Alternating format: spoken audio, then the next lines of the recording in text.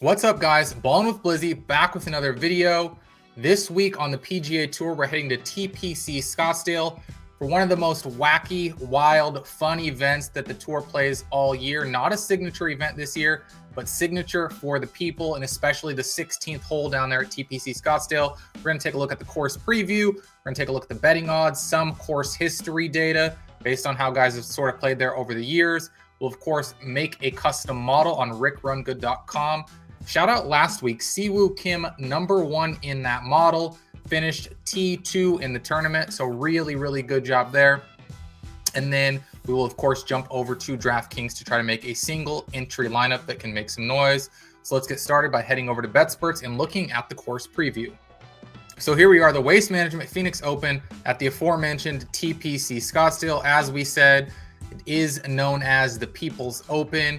Always finishes up on Super Bowl Sunday. So it's just always such a good day to be a sports fan. You get the wild finishes at TPC Scottsdale, kind of rolls you right into the Super Bowl, and you're kind of off and running. So as we know, like we said, probably one of the most famous holes in golf. Not the most famous hole in golf. Obviously, there's iconic holes at much, more historic courses with more on the line, like major championships. But in terms of just a regular PGA Tour stop, it doesn't really get any better than the par 3 16th. Although we can do without, throwing the bottles in the trash all over the course this year. Field is pretty loaded this year. Xander, JJ Spawn, obviously world #1 Scottie Scheffler, Ben Griffin, Harris English, Victor Hovland, Hideki, who's played very well over the years. Brooks Koepka has been playing very well here over the years. If he can sort of, fix the putting woes that plagued him in his re-debut last year. As you can see here, distance and precision off the tee are especially valuable. All 3 par 5s are reachable and can be aggressively attacked. And you'll see that often here. Lots of scoring opportunities, especially on those par 5s. Course history also carries significant weight. This is a tournament where good golfers generally tend to play well. And we know there is some crossover between this event and also TPC Sawgrass. I don't know why that is. They're stylistically not very similar, but some of the same guys play well at both of those courses. It says here, 15 of the last 19 years, the scoring margin has been 1 stroke and has included 8 playoffs. That's even better for the theater, better for the fans. It always seems to come down to the final few holes, if not extra playoff holes here. Winning score has reached 20 under par only 3 times in the past 18 years. And over the last 5 editions, scoring has just been not even quite 1 stroke under par per round. So it's a good test of golf. There's obviously scoring opportunities, but it's not going to be something like you need to get to -26, -30 to win here. Generally, if you're in that -17 range, that's enough to get it done. So let's jump over to the course history I like to take a look at. I've already got it sorted by true strokes gained. Obviously, Thomas Dietrich won it last year and ran away with it. So all time, he's gaining the most strokes here. Scottie Scheffler, back-to-back wins, got his maiden win here in 2022, followed it up the next year in 2023. Last year, bit of a fall off, bit of a disappointment for him personally here at this course, but I'm sure he'll be back in top form and probably going to be a lot closer to finishing first and finishing 25th. Xander hasn't played this the last couple years, but good course history as well. A 2nd, a 3rd, a 10th. Jon Rahm used to own this course. Brooks Koepka, as we mentioned, really good history here. 2.3 strokes gained per round. He has a win and a 3rd the last 2 times he played here before departing for LIV. Hideki Matsuyama, you can't see it here. Best finish really in the last 5 is the 8th, but we know he's won here twice and has a number of top finishes at this course. Justin Thomas, obviously out with the microdiscectomy surgery, not in the field this week. Mav McNeely, 2 straight top 10s at this event. Jordan Spieth, several top 10s, but also a T60, and we don't know what kind of form he is off the wrist surgery. But those are kind of the types of guys, like I said, big names shoot to the top. So it's no surprise to see Spieth, Hideki, Brooks, Patrick Cantlay, Jon Rahm, Xander, Scottie Scheffler. It's kind of as we just alluded to. Really good golfers tend to play well here. So that is no surprise at all. Let's go over to DraftKings and take a look at the odds. No surprise, Scotty Scheffler plus 225. The numbers actually drifted a bit. He was plus 190 I saw over the weekend, which is just, it's a head scratcher, but it's really not surprising the way that he's been playing golf over the last really 3 years. Xander, second in the odds at 19-1. Cam Young didn't have his best week last week when I really liked him. 24-1. Hideki, 25. Siwoo Kim up here in the top 5 at 27-1. Ben Griffin just shy of 30-1. Brooks Koepka, 32. Sam Burns, 32. McNeely and Goddard. Hovland, not a bad number for a good golfer. We don't know what kind of form he's in. Haven't seen a ton from him in the last 6 months, but obviously a guy whose ceiling is as high as anybody's. Ricky Fowler, Harris English, JJ Spawn, Sahith. Good to see him back up here. We remarked over the last few tournament previews that his number had drifted into the 100s, and it's crazy, but he put together back-to-back nice weeks on tour, so good to see him back in this range where he belongs. Colin Morikawa, really interesting to catch a 47-1 on him. We know he has the ceiling in the game to compete with anybody in the world. Hasn't been in the best form over the last 12 to 16 months.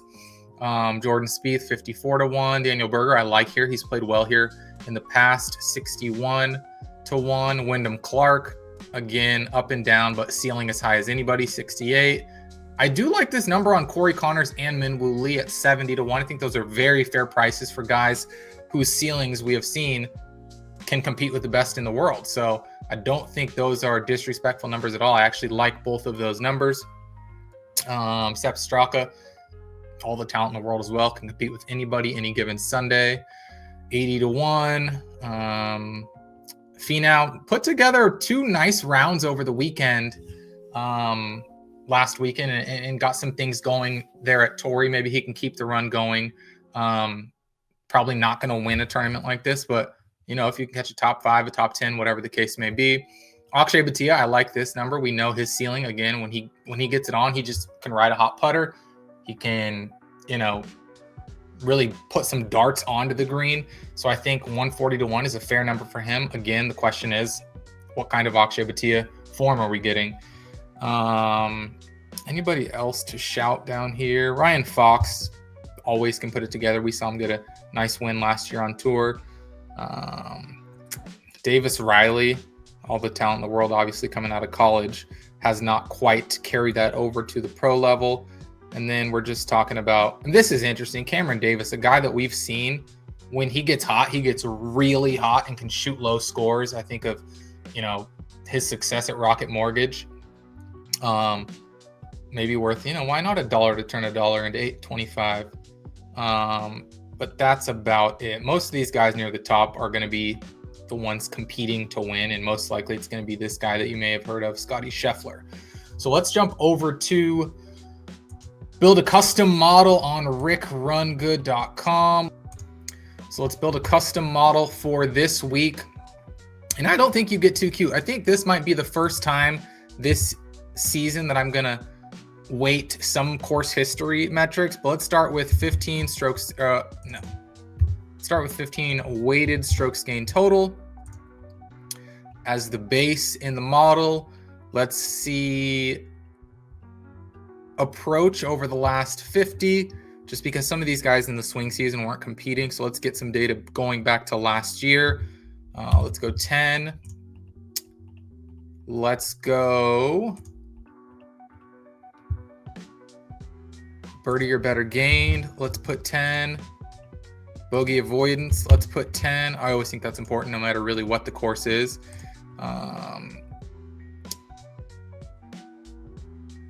Let's do a little driving distance because that historically has mattered. Hideki, Brooks. Let's do fairways gained. Maybe we can probably do 10 on both of these, to be honest. 5 on fairways gained. Approach.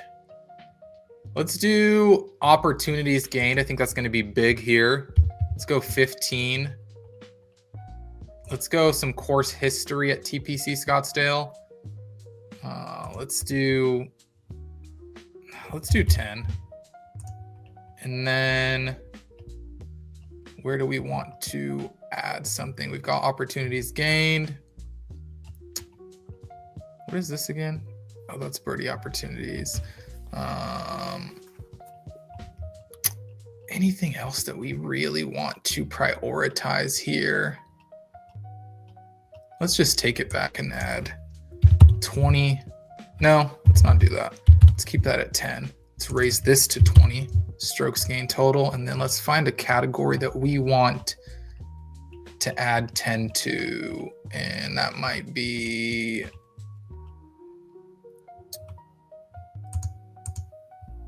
let's do greens gained. Let's see what we get here. No surprise, Scotty Scheffler at the top, 96.3 grade. No one within 10 points of him even. Next closest is Kurt Kitayama, down at 82. Interesting because we try to look for these guys who are maybe a bit underpriced for their course fit. Daniel Berger, mentioned him. I like that a lot. 75. Keith Mitchell, 74. Straka, 79 I like. Connor, 79. And then let's not really stray too far outside the top 20. Sam Burns rounds out the top 20, but I think these are pretty good. There's no one in the sixes, unfortunately, which if you're going to use Scotty Scheffler, you're going to be using somebody down there. I don't know if there's anybody that comes. Okay, Akshay Bhatia, and I do like the ceiling at 6,900. Gary Woodland, probably pass, although he does, obviously have a number of rounds played at this course. And then, yeah, there's nobody really else that pops near the top of the model.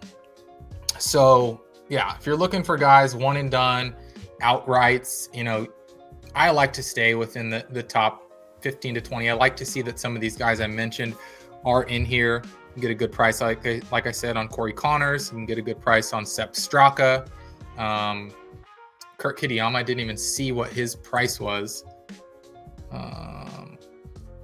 62 to 1, so probably not for me. Not going to roll Kitayama at shorter odds than guys like Corey Connors and Min Woo Lee. And where was Min Woo Lee? Obviously, he's a terrible driver of the golf ball, but is he anywhere to be found near the top of anything in this model? Doesn't look like it. I mean, where is this guy? Yeah, down here at 76, and Sahith right above him at 75. So that's kind of the guys that we're looking at. Let's go see how this translates over to DraftKings. Let's see. I mean, if we put Scotty in, yeah, we're already down to 71. So, I mean, you're not going to have another good golfer. Let's go Akshay. Let's go. We liked Berger, and he was top 5 in that model. We like Straka. He might be too expensive. Straka or Connors. It is tough sledding once you add Scotty. It becomes really tough sledding. Let's see what we can even come up with here. If we go Connors, now we're suddenly down to 6,600 per player. I don't know that is. Yeah, I mean, none of these guys were near the top. Obviously, Tom Kim has a ceiling, but you got to use 2 guys down here. Let's remove Scheffler, kind of like we talked about a couple weeks ago, and just, hope that there's 6 other guys that perform well enough that you might be able to sneak away without Scotty in your lineup, even if he does win. And let's see what the rest of the lineup could look like. Morikawa was in the top 5. Berger, Kitayama, Straka I liked. You can almost fit like several of these top 8 guys in here. What happens if you add Morikawa? Again, admittedly not in the best form, but does have a ceiling. And then, yeah, then you could really get like Hideki and Ben Griffin. Hideki, I don't think even popped in this model. At least I didn't notice him. 28th. I mean, not terrible. He obviously has good course history. But if we're trying to stay near the top of the model, what else can we come up with? Spawn, 4th in the model. And then does that let you sneak up to anybody else that you want? I mean, you can go Morikawa rated out really well. Can you go Morikawa rated out well? Berger did, Connors did, Spawn did.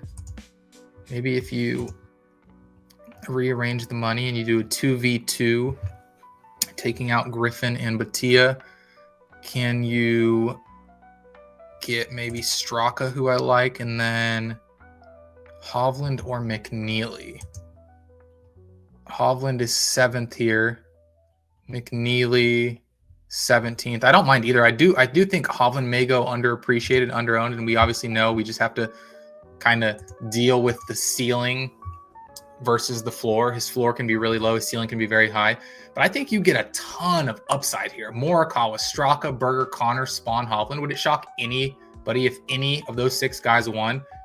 I don't really think so. So that's a really strong single entry lineup, in my opinion.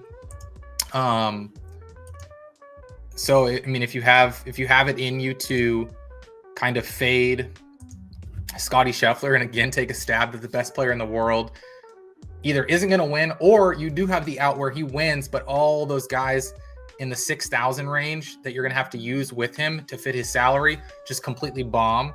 And so you get away with a high ceiling leverage off of Scottie by using some of those guys that I talked about, all really high in the model. And of course, all we've seen on tour win and have really high ceilings. So that'll do it for this week's preview. Good luck. Let me know in the comment section below if you've got a guy in mind for one and done, if you've got a pivot guy or a low 6K guy that you like in DFS. Otherwise, good luck this weekend. Enjoy the Super Bowl. Enjoy the Waste Management Phoenix Open. Talk to you guys again soon.